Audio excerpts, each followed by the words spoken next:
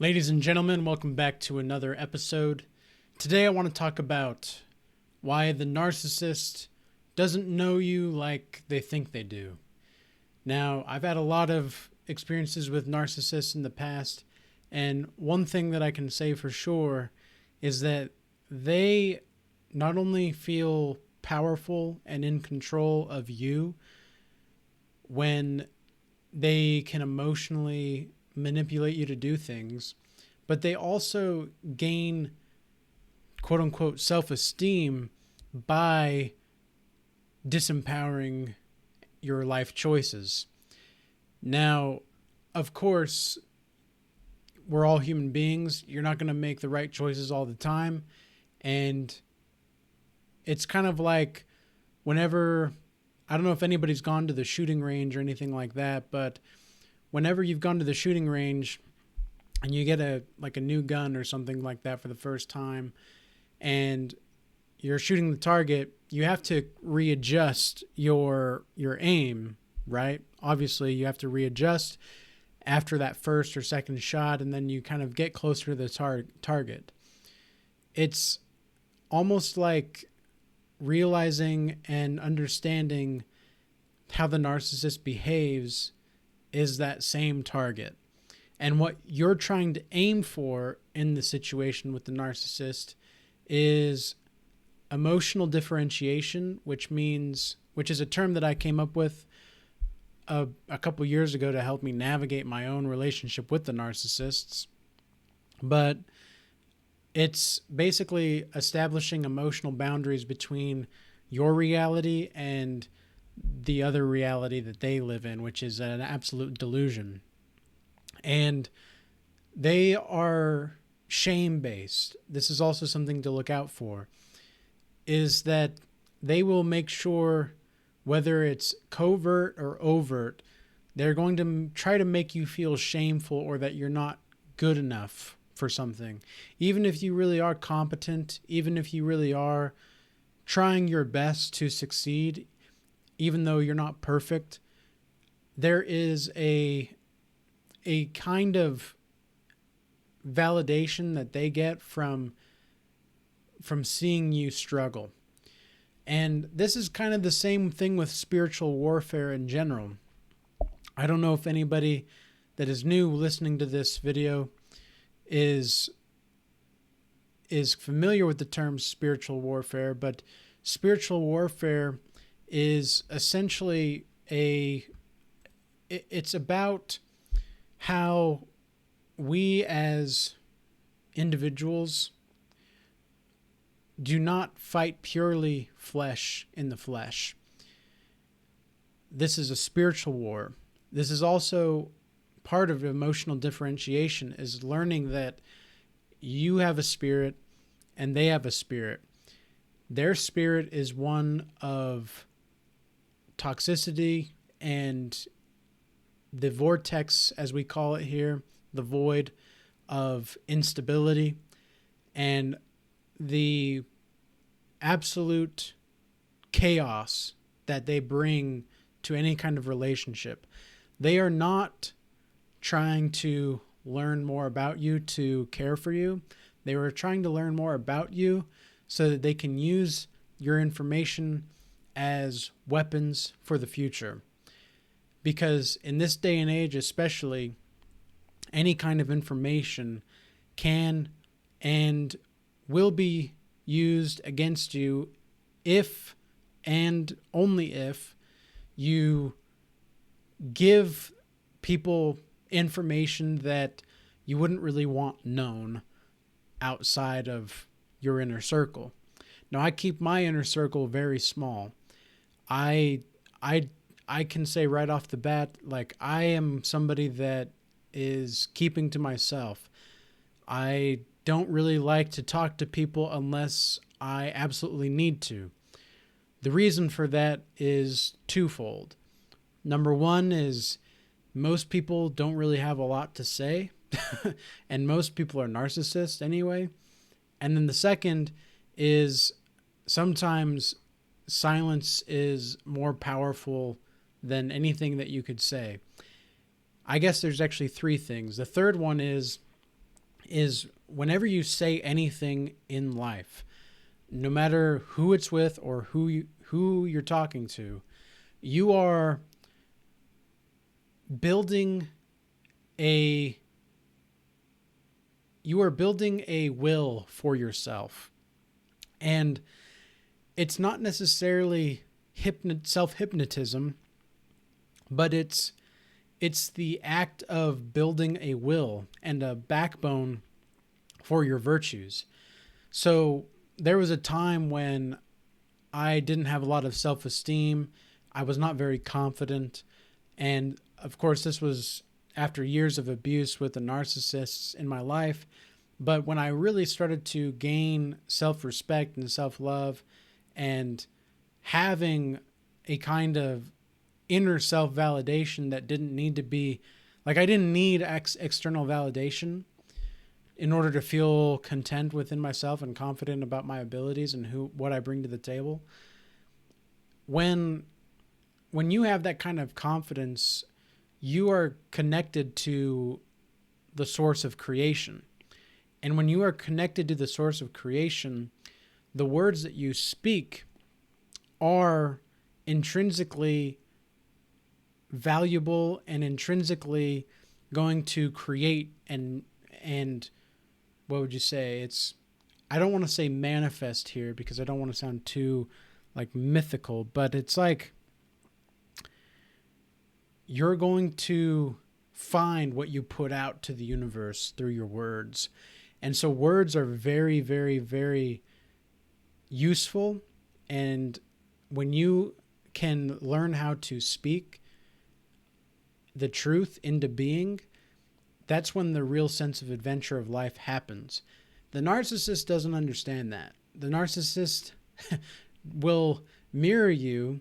And I also want to make a clarification about mirroring in relationships.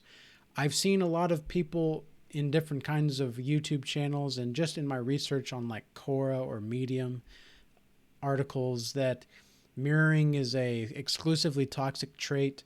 I don't think that's true. I think relationships themselves are the mirror to your life. And when you are capable of bringing yourself a kind of awakened consciousness that is absolutely aware of the infinitudes of life, there's nothing that lacks in you. And you realize that it's not really about making yourself comfortable in this world, because in this world, in this physical world that we live in, it's not meant to be comfortable. It's not meant to be sunshine, rainbows, lollipops, sugar and spice, and all things nice. It's especially for the people that are actually walking with God, which I think most people that are at least aware of narcissistic relationships or just coming out of the narcissistic relationship or realizing what they're in right now, you are part of God's soldiers to bring life, virility, zest, nutrition of the spirit, nurturing of the soul to this world. And there's something very encouraging about that. And I used to think that all of these narcissistic relationships that I've had in the past were a curse, really. And it wasn't until about a year and a half, 2 years ago, well, I guess about 2 years ago now, yeah, was when I really started to realize that this was a blessing. This really is a blessing to go through all of these hardships and to carry this cross so that I can relay this information and to give you guys the tools and the understanding and the awareness about what is actually going on in relationships around the globe. Now, what you can actually say, like when you can look at the narcissist down the road and you can look at them and not be fazed by what they're doing, that's when you know that you're very healing. And you are healing your soul, because part of understanding the healing process with narcissism is understanding that they will drop the mask. And when they do drop the mask, they expect you to trust them. And when they feel like they have that trust, there's kind of a double-edged sword that you're going to have to do when they think that they have you. Or there's a double-edged sword that you're going to have to deal with when they think that they have you. Especially when you know that what they really are. This usually happens towards the end of a narcissistic relationship, in my experience, is that when you really start to see who they are for what they are and who they are, you begin to realize, okay, I need to get out. This is not a good relationship for me. It doesn't help me. It only brings me down. And it's honestly just kind of a pathetic relationship to begin with. Like this was me. Like the narcissist will actually become more unattractive the more that you heal, because you're now realizing that you don't have to be codependent on these people, and the control that you once sought after from them is really because you were taught to be helpless growing up, and that you had to rely on the narcissist in order to be helpful, even though that's not the case. So this double-edged sword is realizing and understanding how to navigate the relationship itself to get out. Because when they know that like you're onto them, that's when they're going to pick up the abuse, or they're going to love bomb. They're going to do a lot of different things, but they think that they know you. They don't. They don't know you. And it's not because like they just aren't capable. Like they don't know themselves. And honestly, people that don't know themselves, I don't think they can know other people. I don't think it's possible, which is why I think a lot of the world is kind of screwed up, is because people think that they know themselves, or people think that knowing other people makes them know themselves. And that's just not the case. So when you finally leave and you get out of the narcissistic relationship, this is when you can become think about it as like a caterpillar in the cocoon bursting into the butterfly. I know it's kind of like cheesy, but that's really the way it is. You have always had these wings as a butterfly. You just didn't know it. And the reason you didn't know it is because you didn't know that you could actually go into the cocoon and come out something completely different. And it wasn't until you had the courage to go into your cocoon and really heal is when you finally realize that there is this possibility. So the main message here for today then is you can tell the narcissist in your mind, and think this in your mind, that they're not going to find you because you're already seeing them for who they are.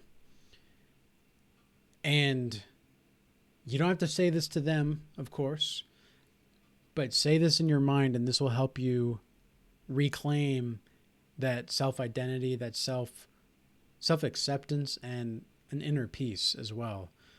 So with that being said, I hope this message was useful and informative. And until next time, peace be with you.